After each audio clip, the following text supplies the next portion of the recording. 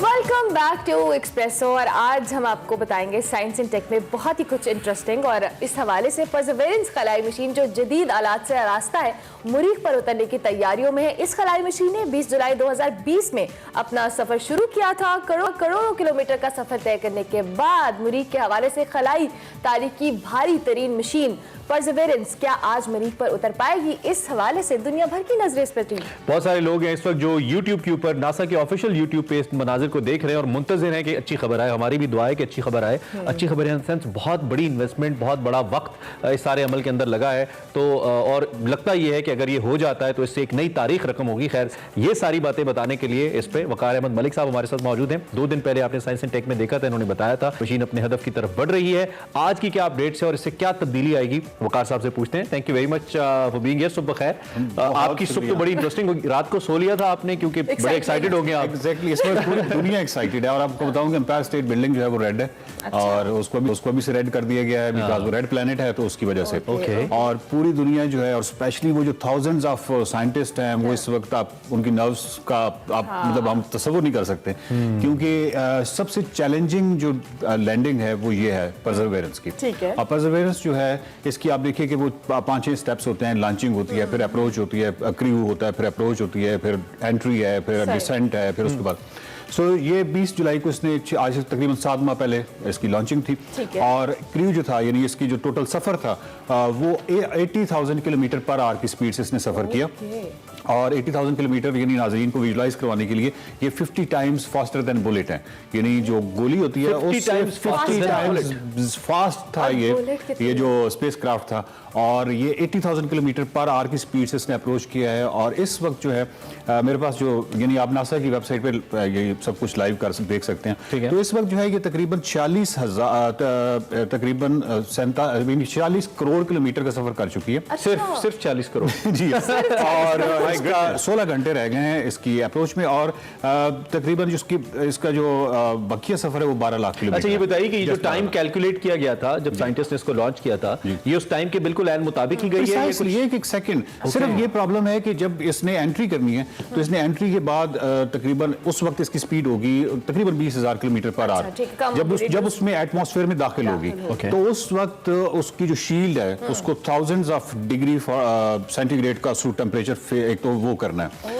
उसके बाद तकरीबन ये बहुत करीब आ चुकी होगी मार्स के, तो पैराशूट जो कि सुपरसोनिक पैराशूट है, दुनिया में सबसे किसी और प्लेनेट पे इतने बड़े पैराशूट सुपरसोनिक फर्स्ट टाइम जो है वो भेजे गए हैं। अच्छा। और उसके बाद जब ये तकरीबन यानी जब पैराशूट बीच में से जुदा होगा तो उस वक्त भी इसकी स्पीड जो है वो 200 माइल्स उसमें होगी। इसके अंदर वो कैमरास वगैरह लगे हुए हैं। इसकी सबसे इंटरेस्टिंग चीज जो है वो ये है कि हमें नहीं मालूम होगा कि ये इसने सेफली टच डाउन कंफर्म जो है वो हमें इसलिए क्योंकि 10 मिनट्स का जो रेडियो ट्रांसमिशन रेडियो वेव्स हैं वो 10 मिनट्स बाद हम तक पहुंचती हैं, सो दैट इसको 7 मिनट ऑफ टेरर कहा जा रहा है। यानी 7 मिनट्स ऑफ टेरर, क्योंकि अर्थ पे टेरर होगा कि पता नहीं क्या होगा। और इसमें जो सबसे इंटरेस्टिंग चीज है वो ये है कि हेलीकॉप्टर भी इसके साथ एक भेजा गया। ये फर्स्ट टाइम किसी और प्लेनेट पे हेलीकॉप्टर भेजा गया।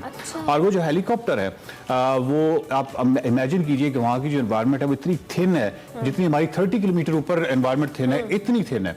तो हेलीकॉप्टर को तो एक पुश करने के लिए एक पूरा एटमॉस्फेयर चाहिए होता है। तो उसका प्रॉब्लम यह है कि वहां पे इतना जबरदस्त किस्म का हेलीकॉप्टर जो है वो डिजाइन किया गया है सो दैट कि उस थिन एटमॉस्फेयर में वो 30 सेकंड की फ्लाइट कर सकता है। अच्छा। और 30 सेकंड की जो फ्लाइट है वो यहाँ के हिसाब से आप इमेजिन कीजिए कि यहाँ आप बिल्कुल ऐसे जिस तरह यहाँ का हमने कोई ड्रोन बनाया हो और वो ड्रोन जो है वो कोई घंटों ट्रैवल कर सकते हो। 30 सेकंड एक बहुत बड़ा टाइम। अच्छा, वकात अब ये लैंड अगर कर जाती है सेफली तो क्या एक रेवोल्यूशन होगा? ऑब्वियसली ये बहुत एक बड़ी तारीख होगी। जिस तरह से आप हमें 2 दिन पहले से एक हाइप थी कि ये सफर पे और जितना लंबा टाइम ड्यूरेशन है और जिस तरह से आप इसकी टेक्निकलिटीज बता रहे हैं, so it will be a great achievement. ये इस लिहाज से अचीवमेंट है क्योंकि ये एक तो इसके अंदर जो हालात है, इसके अंदर एक्सरे से लेके रेडार से लेके हेलीकॉप्टर, मैंने बताया कि फर्स्ट टाइम किसी और प्लेनेट पे जा रहा है। दूसरा ये है कि जिस क्रेटर के अंदर इसको उतारा गया है वो कोई 3.9 बिलियन ईयर्स पहले लेक थी, तो उसकी वजह से क्योंकि वहाँ पे पानी की शवायद है तो वहाँ पे उसको उतारा गया है, जिसकी वजह से हमें बायोलॉजिकल रिसर्च जो है उसमें बहुत बड़ी मदद मिल सकती है कि उससे पहले लाइफ अगर किसी फॉर्म में कोई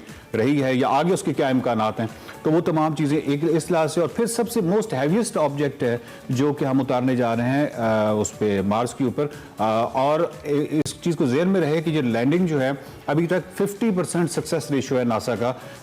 किसी भी रोवर को लैंड करवाना मार्स के ऊपर वो 50% सक्सेस रेशियो है, यानी 50% हम नाकाम भी हुए हैं। और पहली दफ़ा इतना हैवीएस्ट ऑब्जेक्ट जो है वो हम वहाँ पे उतारने जा रहे हैं। तो ये 7 मिनट्स ऑफ टेरर जो है इसको आपने देखना नहीं भूलना। और मैं नाज़रीन को ये बताता जाऊँ कि रात को आज 12:15 पे पाकिस्तानी टाइम के मुताबिक 12:15 पे आपने देखना है नासा पब्लिक टीवी, या फिर आप गूगल कर लें, गूगल करके बहुत सारे और भी ट्रांसमिशन जारी होंगी।